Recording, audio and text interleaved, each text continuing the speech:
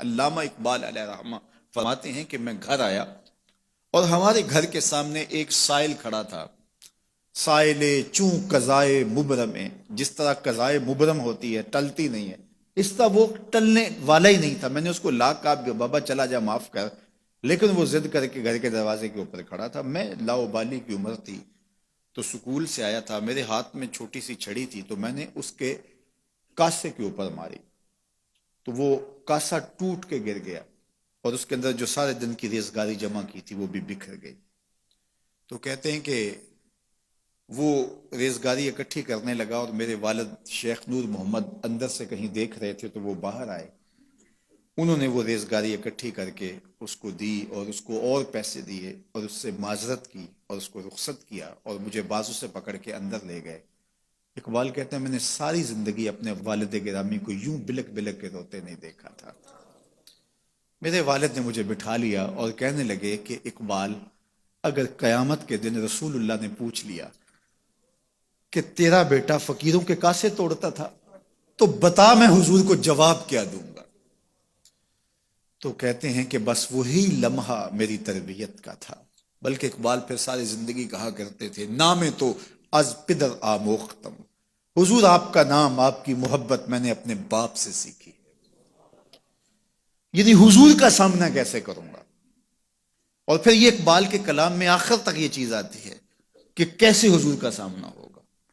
تو غنی از ہر دو عالم من فقیر، روز محشر عذرہائے من پذیر، گر تو بھی بینی حسابم ناگزیر، از نگاہ مصطفیٰ پنہا بگیر.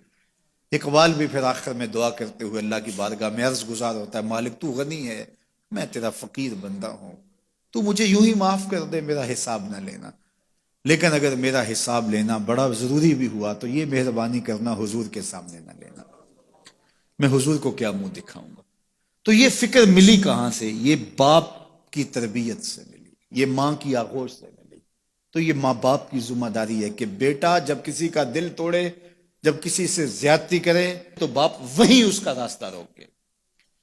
اور ایک فقیر کا لا ابالی پن کے اندر کاسا توڑ دیا اور باپ نے پھر ایسی تربیت کی کہ اقبال ساری زندگی لوگوں کے دل جوڑتا رہا، ساری زندگی بتاتا رہا کہ انسان کی اصل صورت کیا ہوتی ہے. دل نہیں شاعر کا ہے کیفیتوں کی رستخیز، کیا بتاؤں کہ درون سینہ کیا رکھتا ہوں میں، در غم دیگر بسوزو دیگر آرا ہم بسوز، گفت مت روشن حدیث گر توانی دار ہوش، کہہ گئے ہیں شاعری جزویست از پیغمبری، ہاں سنا دے پڑھ کے ان کو پیغام سروش. وہ کہتا ہے دوسروں کے غم میں جلنا اور پھر اس غم کو جہان میں پھیلا دینا، اسی کا نام شاعری ہے.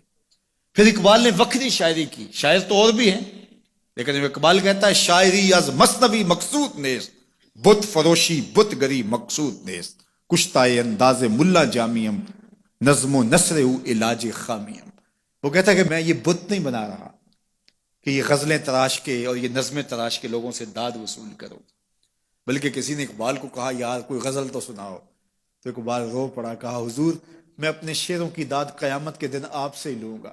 یارا مرا غزل خانے شمردن، یاروں نے تو مجھے غزل خاں سمجھ لیا، میرا تو مقصد ہی اور ہے. بلکہ ان شعراء پہ تنقید اقبال نے کی، عشق و مستی کا جنازہ ہے تخیل ان کے اندیشہ تاریخ میں قوموں کے مزار، چشم آدم سے چھپاتے ہیں مقامات بلند، کرتے ہیں روح کو خوابیدہ بدن کو بیدار.